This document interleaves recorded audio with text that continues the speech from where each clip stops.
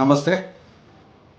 Election commission SIR ప్రక్రియ ఆధారంగా booth level officers అంటే బిఎల్ఓస్ని మన ఇంటింటికి పంపించి ఎన్యుమరేషన్ ఫామ్స్ని మనకి ఇస్తున్నారు.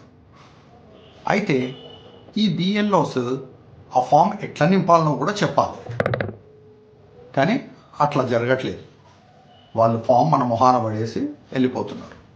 జోక్స్ అపార్ట్, వాళ్ళు బిజీ ఉంటారేమో పాపం.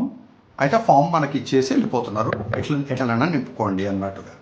ఇప్పుడు ఆ ఫామ్స్ ఎట్లా నింపాలనో మనం చూద్దాం.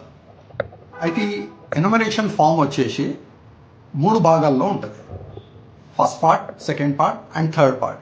ఫస్ట్ పార్ట్, సెకండ్ పార్ట్ పక్క పక్కన ఉంటాయి, థర్డ్ పార్ట్ కింద ఉంటుంది.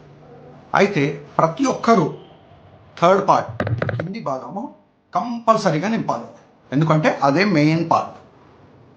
ఈ కింది థర్డ్ పార్ట్తో పాటు ఫస్ట్ పార్ట్ ఎవరు నింపాలంటే, ఎవరి ఓటు అయితే 2002 కంటే ముందు ఓటర్ లిస్ట్లో ఉండదు, పాత వాళ్ళందరూ థర్డ్ పార్ట్తో పాటు ఫస్ట్ పార్ట్ నింపాలి.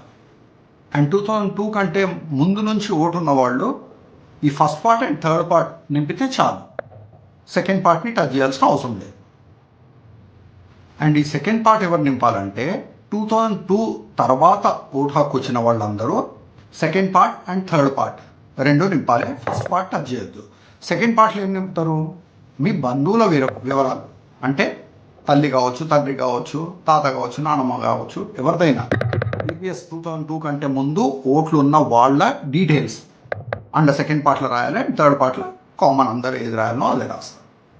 And last but not least, me application ఫామ్లో పైన రైట్ సైడ్ మీ ఫోటో పక్కన ఎంటీ ప్లేస్ ఉంది, అక్కడ మీ లేటెస్ట్ ఫోటో అతికించి సబ్మిట్ చేయాలి.